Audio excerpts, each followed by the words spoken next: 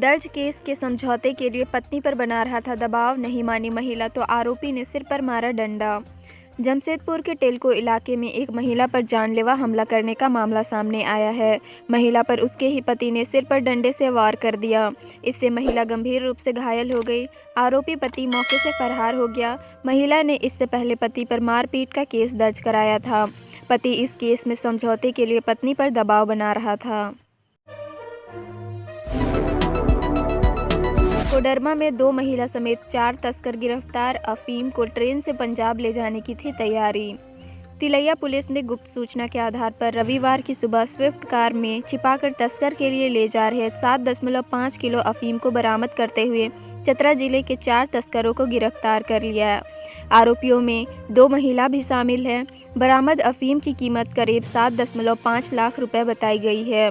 SDPO Ashok Kumar ने बताया कि जब्त किया गया अफीम तस्करों द्वारा ट्रेन के जरिए पंजाब ले जाने की तैयारी थी। सीबीएसई 10वीं और 12वीं की फर्जी डेट शीट वायरल, पढ़ाई हो सकती है प्रभावित। सीबीएसई की 10वीं 12वीं बोर्ड परीक्षा की फर्जी डेट शीट वायरल हो रही है। इसे लेकर बोर्ड ने छात्रों और अभिभावकों को सावधान करते हुए कहा है कि सोशल मीडिया पर परीक्षा की जो तिथियां बताई जा रही है उन पर बिल्कुल यकीन न करें। अफवाहों के झांसे में न आएं, इससे पढ़ाई प्रभावित हो सकती है। छात्र छात्राएं सिर्फ और सिर्फ सीबीएसई की ऑफिशियल वेबसाइट cbse.nic.in पर जारी होने वाले नोटिस पर ही विश्वास करें। मेकन के श्यामली कॉलोनी में कई माइक्रो कंटेनमेंट जोन, सड़कों की बैरिकेडिंग की गई। मेकन के 200 से अधिक अधिकारी और कर्मचारी कोरोना पॉजिटिव हो गए हैं। सभी अधिकारियों कर्मचारियों को होम आइसोलेशन में रखा गया है। इनमें से 7 को निमोनिया होने के कारण मेकन हॉस्पिटल में भर्ती कराया गया है। संक्रमण बढ़ने से कॉलोनी में हड़कंप मच गया है। कॉलोनी में कई बिल्डिंग को माइक्रो कंटेनमेंट जोन घोषित कर सील कर दिया गया है। 15 दिन पहले मेकन के गिने चुने अधिकारियों कर्मचारियों को ही कोरोना पॉजिटिव की सूचना थी। संक्रमण की भनक लगते ही गृह मंत्रालय ने मेकन प्रबंधन को पत्र भेजकर वर्क फ्रॉम होम लागू करने को कहा था, लेकिन प्रबंधन ने उस पत्र को नज़रअंदाज कर दिया। धारदार हथियार से युवक का गला रेत भागा पड़ोसी दुकानदार, लोगों ने पहुंचाया अस्पताल। जमशेदपुर के गोलमुरी थाना अंतर्गत गोलमुरी बाजार में दुकानदार सैयद फारूक पर फिरोज नामक दुकानदार ने रविवार की सुबह धारदार हथियार से गला रेत दिया। घटना के दौरान सैयद अपनी दुकान खोल रहा था। इसी बीच फिरोज पीछे से आया और उसका गला रेत मौके से भाग निकला। आनन फानन में उसके साथी इलाज के लिए उसे लेकर टीएमएच पहुंचे, जहां उसकी हालत गंभीर बनी हुई है। जामताड़ा के पूर्व विधायक विष्णु भैया का निधन, किडनी की बीमारी से थे ग्रसित।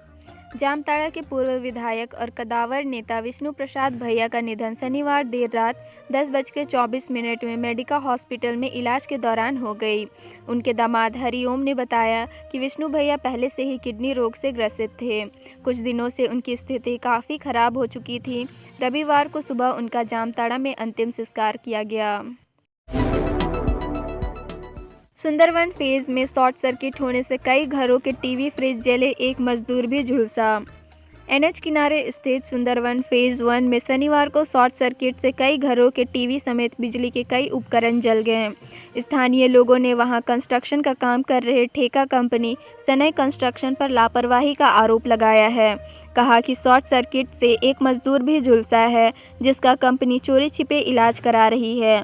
मजदूर की स्थिति गंभीर है। सुंदरवन फेज 1 में रहने वाले यशवंत सिंह ने कहा कि कैंपस के पास से हाई टेंशन तार गुजरा है। आइसक्रीम लाने की बात पर पति से हुआ विवाद, टाटा स्टील की जूनियर इंजीनियर फांसी पर झूली। कदमा थाना अंतर्गत उलियान के ईसीसी फ्लैट 369A में रहने वाली टाटा स्टील की जूनियर इंजीनियर रूबी कुमारी ने शनिवार की शाम फांसी लगाकर आत्महत्या कर ली। रूबी अकेले रहती थी। रूबी का पति मानगो निवासी संतोष कुमार सिंह से शुक्रवार को आइसक्रीम लाने पर विवाद हुआ था। अगले दिन फ़ोन पर बात करते हुए वो दुपट्टे से फंदे पर झूल गई। प्राइवेट हॉस्पिटल में संक्रमित के इलाज की होगी पूरी व्यवस्था, इंसिडेंट कमांडर किए गए तैनात। रांची में कोरोना वायरस संक्रमण के लगातार बढ़ते मामले पर रोक लगाने के लिए जिला प्रशासन ने सख्ती बरतना शुरू कर दिया है। एक ओर जहां शहर में जांच बढ़ा दी गई है, वहीं दूसरी ओर संक्रमितों के बेहतर इलाज की व्यवस्था की जा रही है। निजी हॉस्पिटल में अब मरीजों को बेहतर इलाज हो, इसके लिए डीसी छवि रंजन ने रविवार को निजी हॉस्पिटल संचालकों के साथ बैठक की। निजी हॉस्पिटल में संक्रमितों के बेहतर इलाज के लिए कई हॉस्पिटल के साथ इंसिडेंट कमांडर को टैग कर दिया गया है। पीएम स्वनिधि का फायदा लेने वाले दुकानदारों का बनेगा राशन और हेल्थ कार्ड, कई योजनाओं का मिलेगा लाभ। कोरोना के दौर में आर्थिक रूप से कमजोर हो चुके फुटपाथ दुकानदारों को 10,000 की सहायता राशि देकर केंद्र सरकार ने बड़ी राहत दी है। अब पीएम स्वनिधि योजना के तहत लाभ लेने वाले फुटपाथ दुकानदारों पर सरकार एक बार फिर मेहरबान हुई है। केंद्र सरकार के निर्देश पर सभी शहरी निकायों में फुटपाथ दुकानदारों को विभिन्न सरकारी योजना से जोड़ने का अभियान शुरू किया गया है। टीएमएच में मुफ्त इलाज शुरू नहीं हुआ तो बेकाबू हो जाएंगे हालात। शहर में दूसरी कोरोना वेव से स्थिति खराब बन गई है। एमजीएम और टाटा मोटर्स हॉस्पिटल में बेड फुल होने की स्थिति आ चुकी है। ऐसा इसलिए क्योंकि यहां कोरोना मरीजों का इलाज मुफ्त हो रहा है। इस बार टीएमएच में इलाज के लिए पैसे लिए जा रहे हैं, जिस कारण सबसे एडवांस इलाज की सुविधा होने के बावजूद लोग वहां कम जा रहे हैं। टीएमएच में आईसीयू का 10,000 और वेंटिलेटर का चार्ज 12,000 रुपये प्रतिदिन लिया जा रहा है। ऐसे में आम आदमी वहां इलाज कराने की स्थिति में नहीं है। यात्रियों को कोरोना की जांच से बचाने के लिए स्टैंड से पहले उतारे जा रहे हैं बस चालक। कोविड जांच में सहयोग नहीं करने वाले बस संचालकों के विरुद्ध जिला आपदा प्रबंधन अधिनियम तथा मोटर्स व्हीकल एक्ट के तहत कानूनी कार्रवाई की जाएगी। डीसी उमा शंकर सिंह ने यह आदेश शनिवार को बरटांड बस स्टैंड में कोविड जांच कैंप के निरीक्षण के दौरान दिया। कोविड जांच सेंटर में कम उपस्थिति को लेकर उन्होंने अधिकारियों को फटकार भी लगाई। आयुष्मान कार्ड धारकों से पैसे लेने पर मेडिट्रीना हॉस्पिटल का लाइसेंस सस्पेंड, 5 लाख जुर्माना। सरायकेला खरसावां जिला स्वास्थ्य विभाग ने आदित्यपुर के super multi speciality Meditrina hospital का लाइसेंस सस्पेंड कर दिया है। 5 लाख रुपए का जुर्माना भी लगाया है।